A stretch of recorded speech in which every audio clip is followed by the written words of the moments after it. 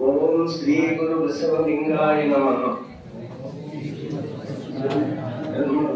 धर्मगुरु बसवेश्वरांच्या चरणी वंदन करून, सगळे गुरु महाराजला वंदन करून सगळे सद्भक्ताला क्षण शरणार्थी।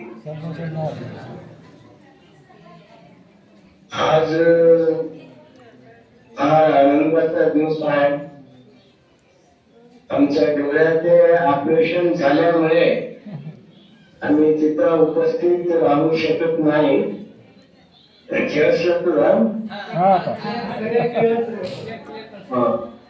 आमच्या डोळ्याचं ऑपरेशन झाल्यामुळे आम्ही तिथं उपस्थित राहण्याची शक्य झाले नाही। ते डस्ट मध्ये डोळ्याचं इन्फेक्शन होतं म्हणून डॉक्टर सांगितलेलं आहे। त्यासाठी आम्ही कपूरला आहेत। काही आज तिथं गुरु महाराजचं दर्शन झाले। ते गुरुत्व आणि आम्ही दोन्हीमध्ये व्यत्यास काही नाही। त्यांनीच आम्ही आहे, आम्ही त्यांनी आहे। सगळ्याला त्यांना दर्शन केलं तर इथं आम्हाला येत, आम्हाला दर्शन केलं तर त्यांना भेटतं। तुमचं काय भेदभाव नाही। तुम्ही तिथं दर्शन करा, आशीर्वाद घ्या, सगळं तुम्हाला चांगलं होते। एक गोष्ट याद ठेवा, आमच्या जीवनाचा ध्येय, आमच्या लिंगायत धर्माचा आचरण, आमच्या व्यक्तिगत जीवनामध्ये आचरण करायचं फार गरज आहे। आमचं धर्माचा आचरण सोडून बाह्याचा आचरण आणि इम्प्लिमेंट करतात आम्ही। त्यासाठी बसवेश्वर महात्मा बसवेश्वर जे सांगितलेलं आहे ते आम्ही आचरणामध्ये आणायला पाहिजे। बसवेश्वर काय सांगितलेलं आहे? 58, 55 आणि 77। 58 म्हणजे गुरु लिंग जंगम विभूती रुद्राक्षी मंत्र पादोदक प्रसाद, त्याला 58 म्हणतात। 55 म्हणजे काय? लिंगाच्या, सुराच्या, शिवाच्या, नृत्याच्या, गणाच्या, त्याला 55 म्हणतात। 77 म्हणजे काय? अत्र महेशा प्रसादी प्राणलिंगी शरण ऐक्य, हे 77 म्हणतात। ते 3 58, 55, 77 हे आमचं अनुष्ठानामध्ये करायला पाहिजे। हे जीवनामध्ये आचरण केलं तर आम्हाला सदाकाळ आनंद असतात, सदाकाळ संतृप्ती असतात। आमचा जीवनाचा ध्येय काय आहे? आमचा जीवनाचा ध्येय एकच आहे, संतृप्ती आणि समाधान। देव आम्हाला कशासाठी इथं पाठवून दिलेला आहे? तुम्ही संतृप्तीला राहा, समाधानाला तुम्ही समाधान राहा, संतृप्ती राहा। आमच्या मोठ्या संपत्ती सोना नाही, चांदी नाही आणि कोटी रुपये नाही।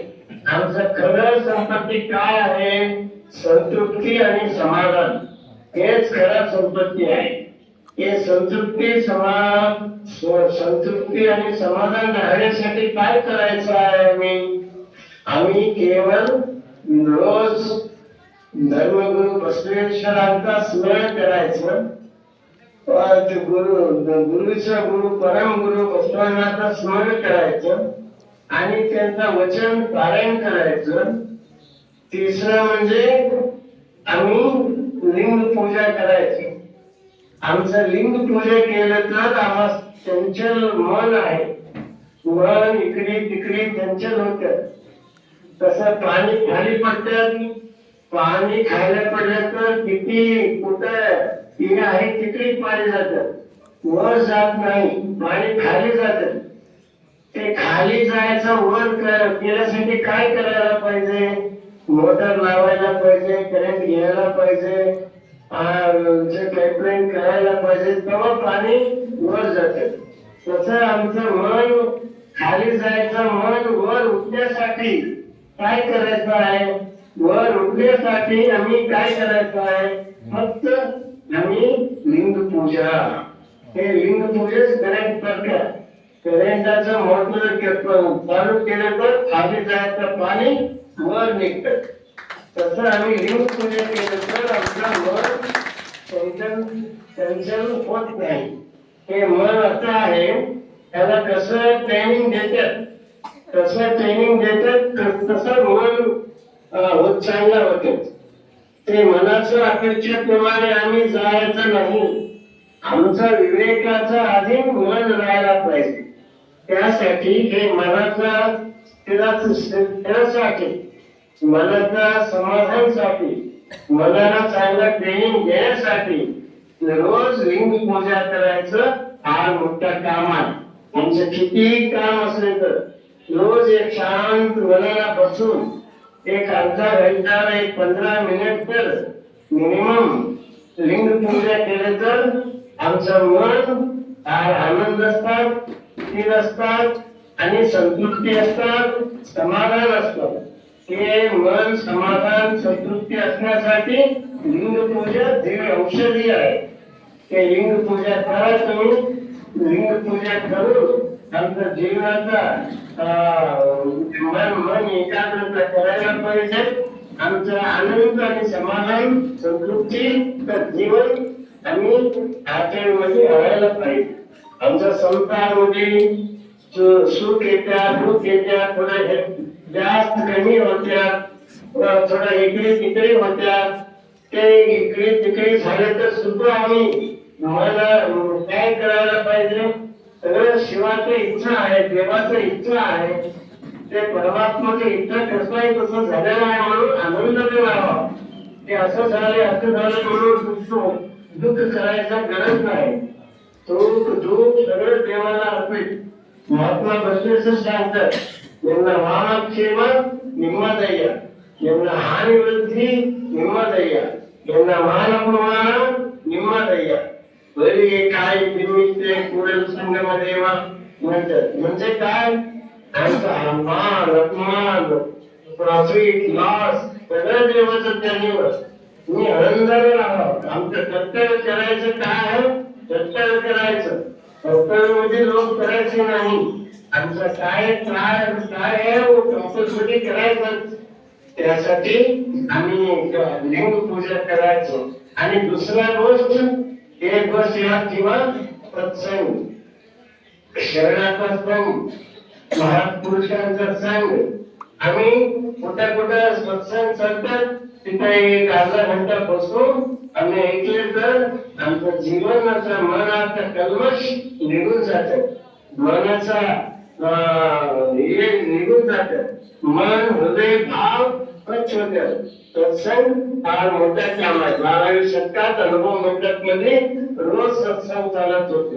रोज बसवेश्वरांच्या अनुभव मंडप मध्ये 770 शरण लोक बसून सत्संग चालत होते. ते सत्संगासाठी काश्मीर, अफगाणिस्तान, ओरिसा, गुजरात सगळ्याकडून शरण लोक आलेला आहे. 770 शरण लोक इथं जमा झालेला. त्यासाठी तुम्ही काय करा? सत्संगाला महत्व द्या. एक महात्मा बसवेश्वरांचा वचन पारायण, दुसरा लिंगाचा पूजा, तिसरा गोष्ट सत्संग. हे 3 गोष्ट तुम्ही याद ठेवा. आणि रोज एक 5-10 वचन पठण करायला पाहिजे. महात्मा बसवेश्वरांचा स्मरण करून एक 10 वचन पठण करून, लिंग पूजा करून आणि वचन पठण करून नंतर 8 दिवसाला 4 दिवसाला एका वेळी सत्संग न मिळालं तर चांगला ग्रंथ आपल्या घरी मध्ये बसून सगळे तुमचा पुत्र पुत्री सगळ्याला बसायला सांगून ते पारायण केले तर ते बी सत्संग होतो. त्यासाठी तुम्ही सत्संग करा आणि लिंग पूजा करा, वचन पारायण करा, महात्मा बसवेश्वरांचा स्मरण करा. हे 4 गोष्टी तुम्ही याद ठेवा. हे गुरु पौर्णिमाचा दिवस हे 4 गोष्ट तुम्ही नित्य आचरण मध्ये आणा. आपलं जीवन आनंद होतं. आमचं जीवन संतृप्ती होत्यात, आमचं जीवन समाधान होत्यात. त्यासाठी हे चार गोष्टी तुम्ही इम्प्लिमेंट मध्ये आणा म्हणून सांगून आज फार खुशी आहे. तुम्ही सगळे आलेला आहे. गुरुचं दर्शन घ्या. इथं गुरुला दर्शन केलं तर इथं आम्हाला चालत नाही. पोहोचते ते भेदभाव नाही. तिथं दर्शन करा, आनंदाला प्रसाद घ्या आणि आशीर्वाद घ्या आणि नंतर तुमचा प्रयाण तुम्ही व्हा म्हणून सांगून आज सगळ्याला आशीर्वाद सांगून गुरुंचा आशीर्वाद तुमचे सद्गुरु जन्मस्व पट्टदेव राहतात. अंतःकरणाचं लक्षात ठेवत तुमच्यावर राहू द्या म्हणून सांगून दोन गोष्ट समाप्त करतो. सगळ्याला शरण शरणार्थी. आतापर्यंत